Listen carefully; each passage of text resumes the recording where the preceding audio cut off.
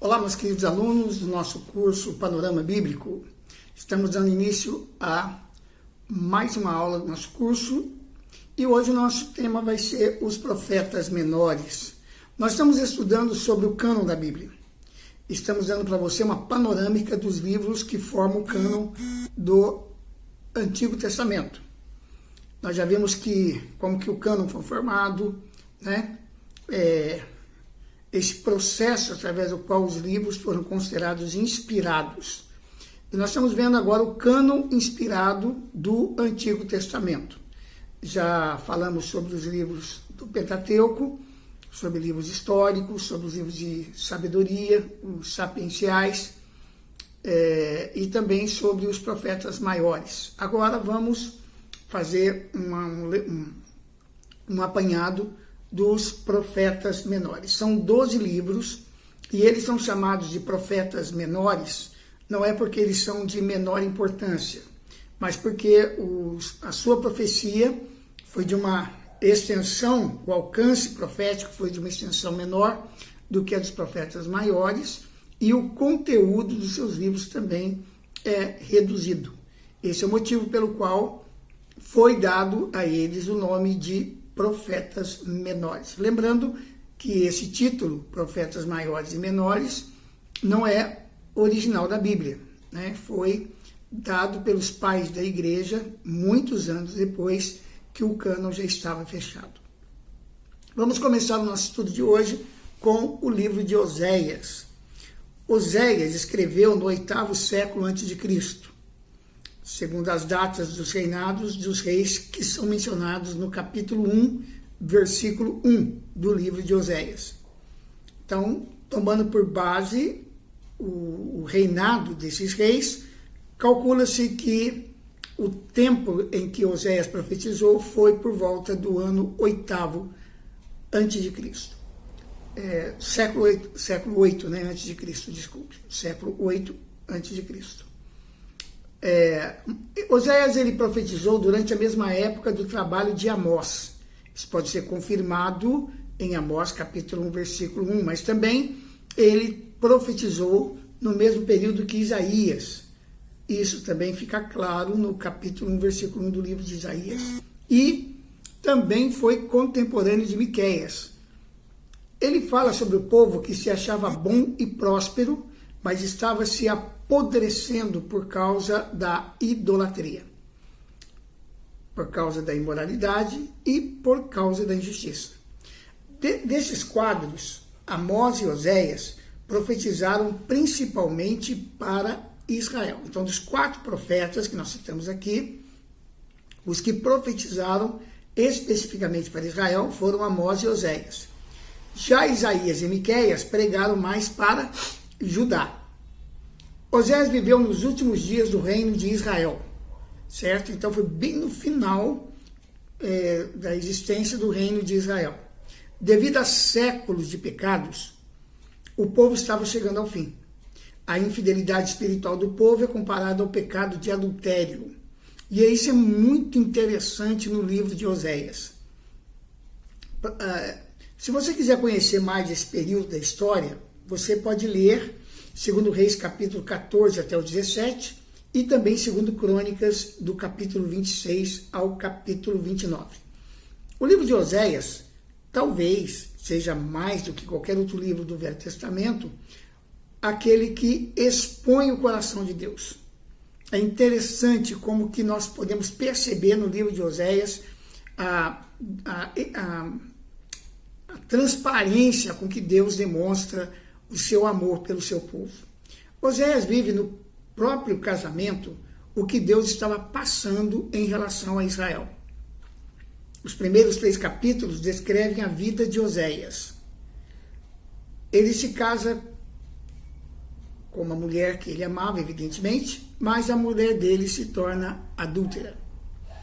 Ele sofre com a fidelidade dela, mas ainda mostra misericórdia para tomá-la de volta. Então você pensa como ficou a situação dele ao tomar uma esposa adúltera de volta, sabendo que, no contexto de Israel, uma mulher adúltera era condenada a ser apedrejada.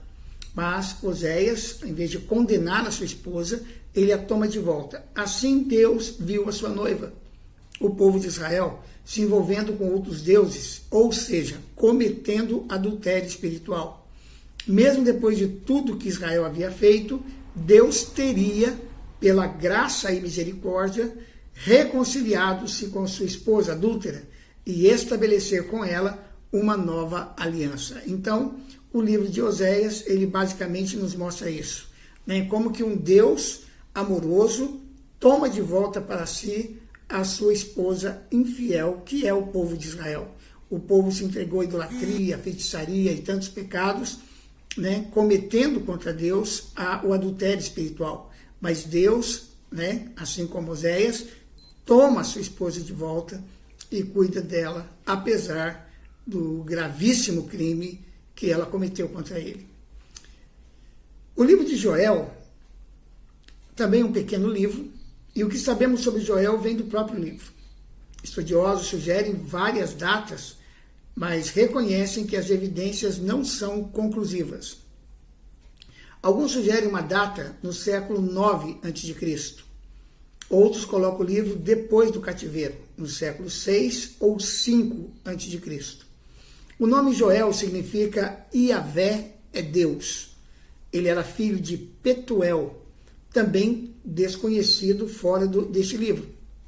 Independente da biografia do autor e a data de composição, a mensagem do livro é muito clara. Joel avisa sobre a vinda do dia do Senhor, um dia de escuridão e de castigo. Mas a mensagem tem outro lado, um lado muito mais positivo. Das trevas vem a luz, e Joel profetiza sobre a descida do Espírito Santo e as consequentes bênçãos espirituais derramadas sobre aqueles que invocam o nome do Senhor. A profecia de Joel é confirmada pelo apóstolo Pedro em Atos capítulo 2, do versículo 16 ao 21. O livro de Amós, também é um livro muito interessante. Amós é o contemporâneo mais velho de Miqueias e Oséias, e foi o primeiro dos profetas escritores. Então, presume-se que os outros profetas tiveram suas profecias escritas por alguém, mas Miqueias não. Miqueias ele mesmo escreveu a sua profecia. O seu nome significa aquele que leva cargas pesadas. Amós era criador de gado e produtor de figos numa vila ao sul de Jerusalém, chamada Tecoa. Amós recusou a ser chamado de profeta, evidenciando assim a sua ruptura com as instituições formais do seu tempo. Quais eram essas instituições formais? O Palácio Real e o Templo. Você pode conferir este rompimento, essa declaração de rompimento, no capítulo 7, versículos 14 e 15. Amós resgatou as estipulações da aliança, que incluía o aspecto ético em relação do próximo como parte do amor a Deus. Por isso ele apela em favor de todos os pobres, injustiçados e oprimidos pelos ricos, né? Homens comerciantes, que na verdade eram comerciantes desonestos, eram líderes corruptos, juízes sem escrúpulos e falsos sacerdotes. Capítulo 4, verso 1, capítulo 6, verso 1, e também o versículo 4 do capítulo 6, e o capítulo 7, versículos 8 e 9. Aqui, Amós está apelando em favor dos pobres, dos injustiçados, dos oprimidos, e está denunciando o pecado desses homens ricos que oprimiam os pobres.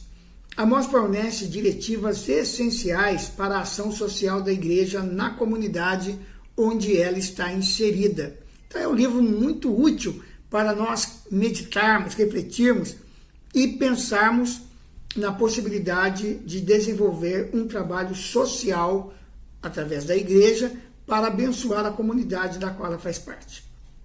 De acordo com Amós, o povo escolhido de Deus deve primar pela justiça social como um aspecto essencial da aliança. Portanto, faz parte da nossa aliança com Deus o de nos posicionarmos diante das injustiças sociais.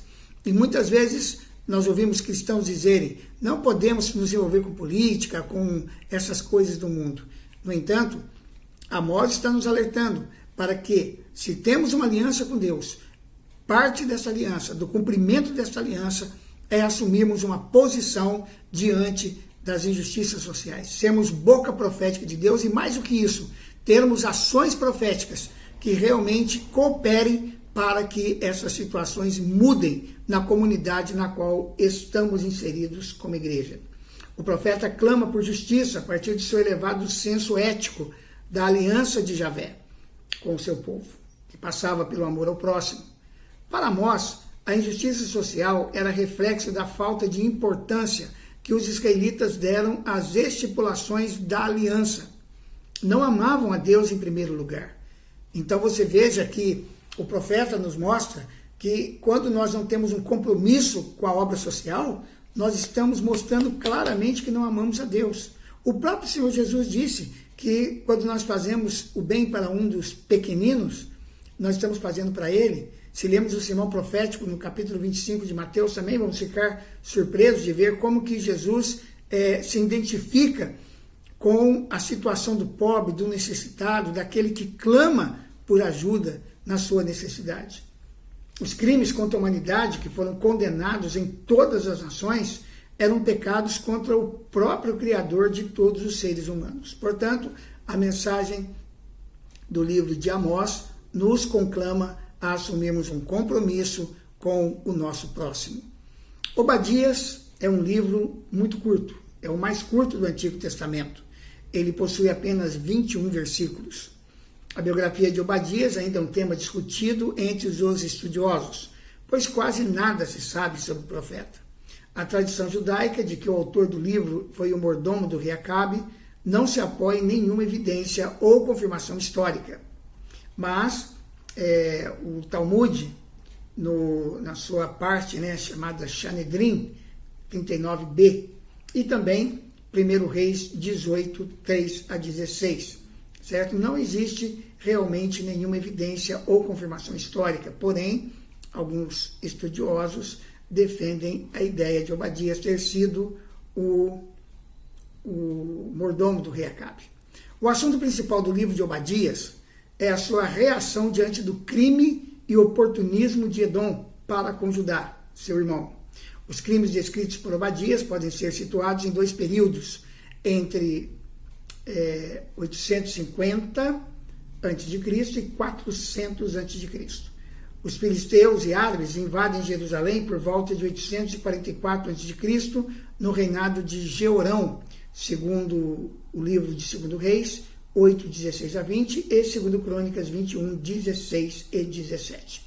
Os babilônios sitiam, invadem e destroem Jerusalém em 587 a.C., de acordo com a citação de 2 Reis 25 a 12 e Ezequiel 25, de 1 a 3. Obadias, como mensageiro de Javé, tratou sobre a restauração de Israel e o julgamento de todas as nações que cometeram crimes contra a humanidade. Obadias utilizou-se do tema do Dia do Senhor, comum aos profetas, para predizer o livramento de Jerusalém e declarar o domínio universal do Senhor sobre todos os povos. A punição de Edom serviria de aviso a todas as demais nações acerca da retribuição que teriam pela maneira injusta a qual submeteram os israelitas. Mais importante do que a punição a Edom, o livro de Obadias mostra o amor e o cuidado do Senhor pelo povo da aliança. Então, é um livro que denuncia o pecado de Edom, mas mostra também o amor e o cuidado que o Senhor tem com o seu povo. Ok? Bom, então esses são alguns dos livros dos profetas menores. Nós vamos continuar na nossa próxima aula. Nós temos ainda o livro de Jonas, que é um livro muito interessante, até muito divertido da gente estudá-lo. Nós vamos gastar um pouco mais de tempo com Jonas. Também vamos falar sobre Miqueias, outro profeta que também é muito interessante. Nós fazemos uma avaliação da sua profecia. Teremos o profeta Naum, que também é um livro pequeno, Abacuque, Sofonias, Ageu, né, que é um livro extremamente importante, Zacarias e finalizando com o livro de Malaquias, ok? Então, nós vamos ficar por aqui hoje. Eu quero abençoar a sua vida, declarando que o Senhor Jesus há de abençoá-lo, há de trazer sobre a tua vida a bênção especial que Ele tem reservada para você.